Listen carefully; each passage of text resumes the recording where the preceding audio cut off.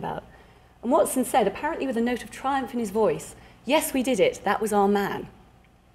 Of course, then Shayla pricked his bubble somewhat and said, well, actually, Colonel Gaddafi's still alive. But that didn't seem to matter to MI6. They were just pleased they'd actually done something, even if they got it wrong. Has anyone seen Johnny English? The film? Yeah, okay, well, that'll give you a really good idea of what they're like. Anyway, this was just too much for us. I mean, it was like an incremental process. You move from section to section. You do a 2-year posting, and then you move on to a new section. And you always think, well, okay, that one was bad. Perhaps it was just the individual management. Perhaps it'll be better in this section. Perhaps things will improve. And they didn't. They actually got worse and worse. So we decided to leave. We resigned. And in fact, many of our peer group at that time were also resigning. They were flooding out of MI5. I was actually trained up as a recruiter my last year there. So I knew what the figures were. And there were 14 officers at our sort of level who left that year because they had the same concerns as we did about things going wrong and, you know, not following the rules and things. Normally, they reckoned natural wastage for officers going on to other jobs would be 2 a year. So things were getting pretty dire then. However, David had been briefed officially about this terrorist attack funded by MI6, and we hadn't joined up to work against terrorism, to then find ourselves working with agencies that were involved in terrorism. So he decided that he had to do something about it. We resigned, and we decided to blow the whistle on it. Now, going back to the Official Secrets Act I mentioned earlier, this wonderful little law that's designed to stifle whistleblowing, this actually says that you can't say anything to anyone. If you witness murder, even, the only person you can report that to is the head of the agency implicated in that murder. So you can imagine how far such a complaint would go.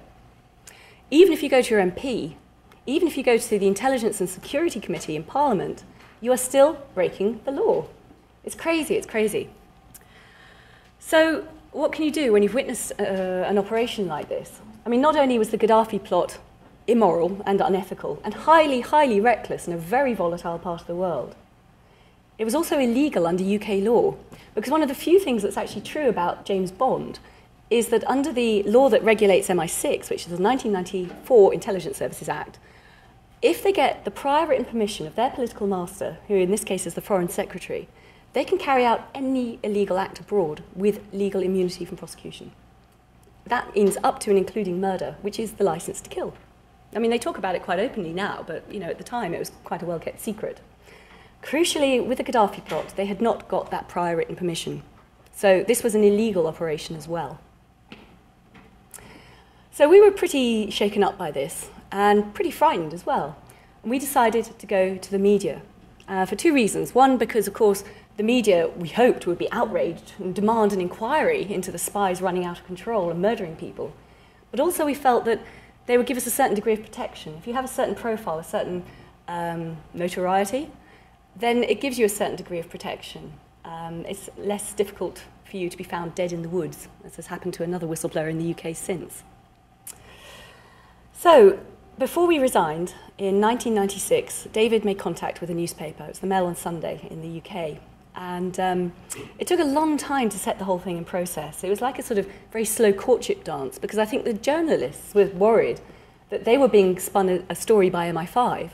And David, of course, was terrified about being shot to MI5 by the journalists. So it took a long time to build up that trust relationship.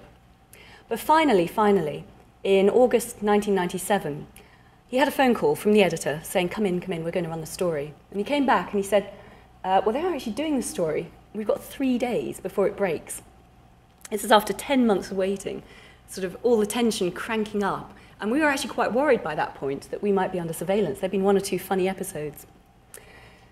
So we had just had to sort of move. They said to us, what are you going to do? And Dave actually told them, well, I think we should get out of the country until the heat dies down a bit. And he told me, right, we're going to go pack for 2 weeks. We'll be back within 2 weeks. It was 3 years before he set foot back in the UK. Anyway, on the 23rd of August, 1997, we took what felt like the last flight out of the UK. We flew to the Netherlands. It was bank holiday weekend, so everything was booked up. And we spent the first week there, moving from hotel to hotel, with the spies hot on our trail. And that was the time when the journalists came out to talk to me as well. And I just made sort of supportive noises. I didn't actually talk about some of my work within MI5 at that point. After a week of this, we decided to move as far and as fast as we could across Europe in one day to try and break any trail. So we went from The Hague in the Netherlands all the way down to the far southwest of France in one day. And we hid in a little hotel in a city down there in the Basque country. It was a city called Bayonne. Now, during that week, the government had done what we knew it would do. The knee-jerk reaction of any government is to try and gag the media in a case like this. The government had taken out an injunction against all the national media and against David Shaler, which was actually quite good from our point of view, because, of course, then the media was up in arms saying, well, what about the rights of the free press? And they became our supporters. They began to push for an inquiry into the disclosures. The disclosures at that point, by the way, were the more low-level ones. They were about the files on the politicians, the illegal phone taps. The Mail on Sunday bottled covering the Gaddafi plot up front because they wanted to try and stand it up. It was such a big story. They wanted to do some digging themselves. So we were quite pleased by that point. It was the last weekend in August 1997. We were exhausted, of course, and we had a bit of a celebrate in our nice little hotel. Went to bed thinking, well, at least the media will help us now.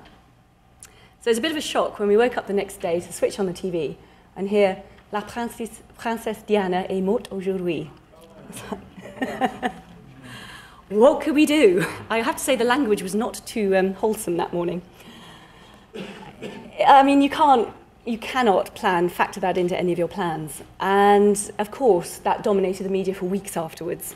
And we were just two whistleblowers, ex-spies, lost in Europe at that point. That's what it felt like. We just did not know what to do. So we spent the next month just moving, literally, aimlessly around Europe from hotel to hotel, trying to stay one step ahead of anyone who might be on our trail. Always using cash, using fake names, never using cards, of course, or whatever, never hiring cars, always public transport. So it was a sort of surreal backpacking holiday. It was very odd, very odd. But during that time, we made contact with the man who became our primary lawyer.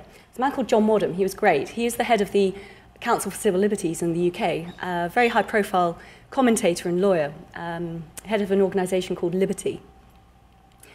And after a month, I knew I had to go back to the UK. I wanted to go back to talk to our families who were traumatised by the whole thing, of course, to pack up our flat in London, and also just to prove that I was free to travel. You know, I was just the girlfriend at that point. Technically, I suppose I'd broken the Official Secrets Act, but I wanted to prove that I was free to move backwards and forwards. So John Wadham flew out to Barcelona, met me, and flew back with me, and he'd informed the police that I was coming back.